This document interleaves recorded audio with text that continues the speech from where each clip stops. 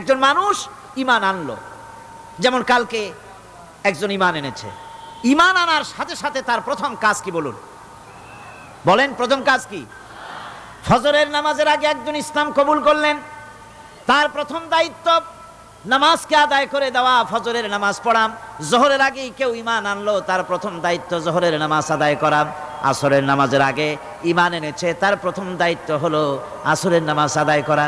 তার মানে হলো ঈমান আনার পর একজন ঈমানদারের প্রথম দায়িত্ব হচ্ছে নামাজ। গুরুত্বপূর্ণ বিষয়, খুব ভালো করে শুনতে হবে, ইয়াদ রাখতে হবে প্রত্যেকটি মুসলমানের।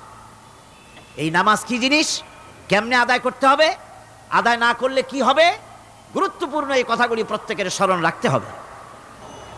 কিয়ামতের দিন মানুষ যে জাহান্নামে যাবে, জাহান্নামের জন্য, জাহান্নামে যে সব কারণে যাবে তার মধ্যে বড় কারণ কালকে বলেছিলাম, দেখি মনে আছে নাকি? বড় কারণ কয়টা? কয়টা? আলহামদুলিল্লাহ মনে আছে। আল্লাহ রাব্বুল আলামিন বলেন, ইয়াতাসাআলুনা আনিল মুজরিমিন, কিয়ামতের দিন অপরাধীদেরকে জিজ্ঞেস করা হবে, মা সালাকাকুম ফি সাকার, জাহান্নামে কেন আসছো? জবাবে তারা বলবে, ক্বালু লাম নাকু মিনাল মুসাল্লিনা ওয়া লাম নাকু নুতঈমুল মিসকিন, নামাজ পড়ি নাই আর এতিম মিসকিনদের খেতে দেই নাই, এই কারণেই জাহান্নামে এসেছি। কল নাউযুবিল্লাহ। নামাজ যারা পড়বে না জাহান্নামে যেতে হবে। কোথায় যেতে হবে?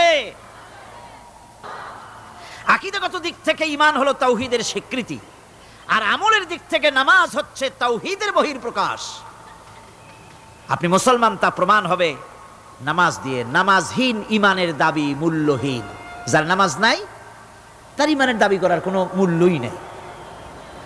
অনেক এরকম কথা বলে, হুজুর আমি মানুষটা নিতান্ত খারাপ না, যাই মনে করেন, গ্রামে রাস্তা বানাইছি, ব্রিজ করে দিয়েছি, কালভার্ট করেছি, এতিম মিসকিনরে তাও মাঝে মধ্যে খাবার দেই, বিধবারে কাপড় চোপড় দেই, মানুষটা আমি নিতান্ত খারাপ না, তবে এই মাঝে মধ্যে একটু নামাজ পড়ি না, তাতে কি আমার ঈমান নষ্ট হয়েছে নাকি?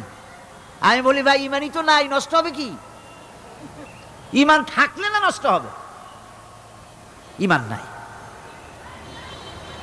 সুতরাং একজন মুসলমান যদি নামাজ না পড়ে, নিজেকে মুসলমান বলে দাবি করার কোনো হক তার নাই, দাবি করার অধিকার নাই।